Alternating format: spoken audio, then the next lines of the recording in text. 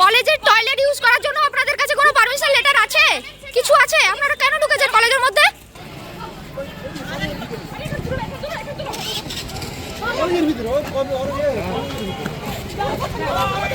আমরা ওখানে দাঁড়িয়েছিলাম, হঠাৎ করে তৃণমূলের বহিরাগত গুন্ডা বাহিনী এসে আমাদের কলেজ ক্যাম্পাসের ভেতরে আমাদের যেসব স্টুডেন্টরা ছিল তাদেরকে অসভ্যতার মধ্যে মারে। এই যে মনোদীপ সরেন দেখতে পাচ্ছেন, ছাত্র, ইংলিশ ডিপার্টমেন্টের ছাত্র মার খায়, আমাদের zoology department, botany department, math ডিপার্টমেন্টের অধিকাংশ স্টুডেন্ট আমাদের মার খায়, আমাকেও রীতিমতো মেরেছে। বাইরের তৃণমূলের গুন্ডা বাহিনী এসে মারে। এবং আমরা এটাও দেখতে পাই পুলিশ বাহিনী যারা বাইরে আছে তারা ওই তৃণমূলকে ইনসিস্ট করছে যে ওদেরকে বার করে নিয়ে তাদের কোট আনকোট এই কথা যে ওদেরকে বার করে নিয়ে আয় আমরা ধরে নেবো। দিয়ে আমাদের একজন আমাদের সঙ্গে ছিলেন, তাদের একজন মেয়ে সুচরিতা দাস, তাকে তৃণমূল ওরকম কয়েকজন ছেলে জোরপূর্বক এই ক্যাম্পাস থেকে বার করে নিয়ে যায়। তাকে আমরা এখনো পর্যন্ত জানি না তার কি হয়েছে। আর কলেজ কর্তৃপক্ষ অবশ্যই বহিরাগত, তাদের কোনো আইডি নেই, কোনো আইডি প্রুফ নেই, তারা বাইরে আমাদেরকে রীতিমতো ভাবে মারে। আমাদের কাছে হয়তো ভিডিও আছে, সেগুলো তাদের রীতিমতো ভাবে আমাদেরকে মারে। একজনের মাথা ফেটে গেছে, এই যে আমাদের আরেকজন ছাত্রী আছেন।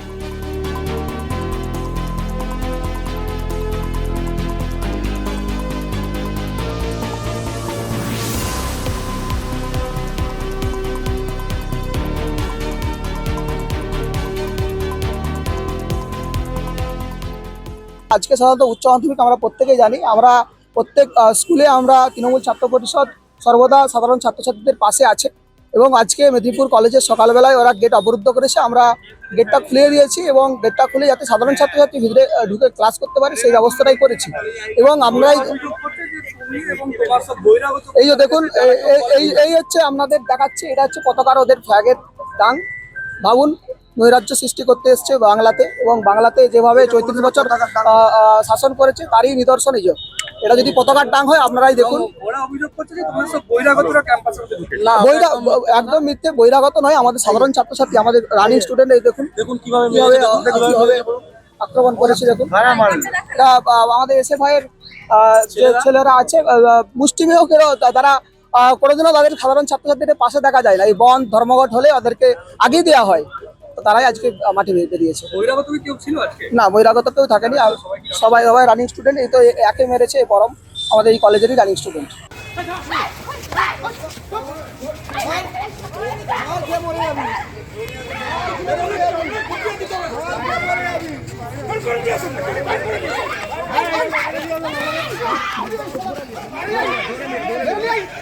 Hey!